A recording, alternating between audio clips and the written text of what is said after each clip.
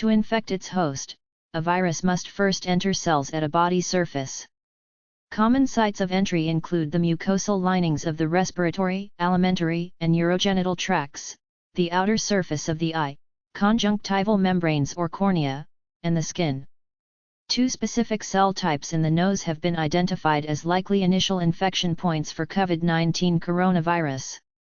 Scientists discovered that goblet and ciliated cells in the nose have high levels of the entry proteins that the COVID-19 virus uses to get into our cells. The identification of these cells by researchers from the Wellcome Sanger Institute, University Medical Centre Groningen, University Cote and CNRS, NICE and their collaborators, as part of the Human Cell Atlas Lung Biological Network, could help explain the high transmission rate of COVID-19.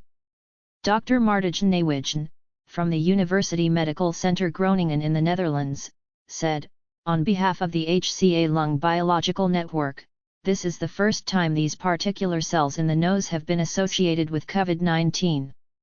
While there are many factors that contribute to virus transmissibility, our findings are consistent with the rapid infection rates of the virus seen so far. The location of these cells on the surface of the inside of the nose make them highly accessible to the virus, and also may assist with transmission to other people.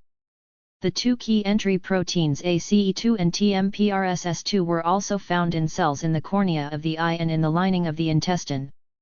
This suggests another possible route of infection via the eye and tear ducts, and also revealed a potential for fecal-oral transmission. Natural products to protect the nasal respiratory epithelium. Inhibiting each nostril with vegetable oil containing high level of unsaturated free fatty acids or with essential oils like peppermint oil, eucalyptus oil, camphor oil, could help protecting the nasal respiratory epithelium from envelopped viruses. Unsaturated free fatty acids such as oleic, arachidonic or linoleic found in edible vegetable oils like sesame oil, sunflower oil, soybean oil, olive oil, canola oil, and vegetable butters like shea butter at concentrations of 5 to 25 micrograms/ml inactivate enveloped viruses such as herpes, influenza, Sendai, Sindbs within minutes of contact. At these concentrations the fatty acids are innocuous to animal host cells in vitro. Naked viruses, such as polio, SV40 or EMC are not affected by these acids. Saturated stearic acid does not inactivate any viruses at concentrations tested. Though the mode of action of unsaturated fatty acids is not understood, electron micrographs of enveloped viruses treated by them indicate that the inactivation is associated with disintegration of the virus envelope. Peppermint oil exhibited high levels of virucidal activity against HSV1 and HSV2 in viral suspension tests.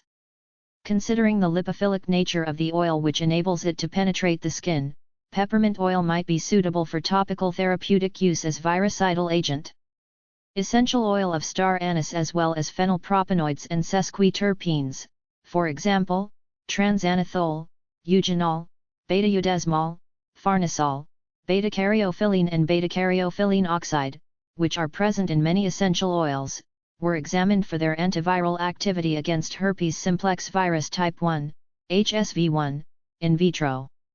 Eugenol, 4-allyl-1-hydroxy-2-methoxybenzene, was tested for antiviral activity against HSV1 and HSV2 viruses. In vitro, it was found that the replication of these viruses was inhibited in the presence of this compound. The bovine viral diarrhea virus, BVDV, is suggested as a model for antiviral studies of the hepatitis C virus, HCV. The antiviral activity of the essential oil of Ocimum basilicum and the monoterpenes camphor, thymol, and 1,8-cineol against BVDV was investigated. The cytotoxicities of the compounds were measured by the MTT, 3, 4.5-dimethylthiazole 2YL, 2.5-diphenyltetrazolium bromide, test, and the antiviral activities were tested by the plaque reduction assay. The oil or compounds were added to the assay in 3 different time points: A. Pre-treatment of the virus, virucidal assay; B. Pre-treatment of the cells, or C. Post-treatment of the cells, after virus inoculation. The percentage of plagues inhibition for each compound was determined based on the number of plagues in the viral control. The results were expressed by CC50, 50% cytotoxic concentration, IC50, inhibitory concentration for 50% of plagues, and SI, selectivity index equals CC50/IC50.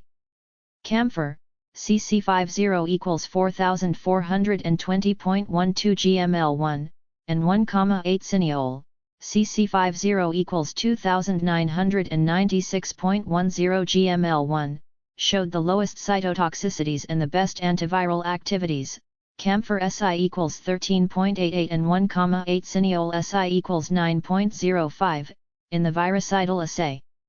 The higher activities achieved by the monoterpenes in the virucidal assay suggest that these compounds act directly on the viral particle.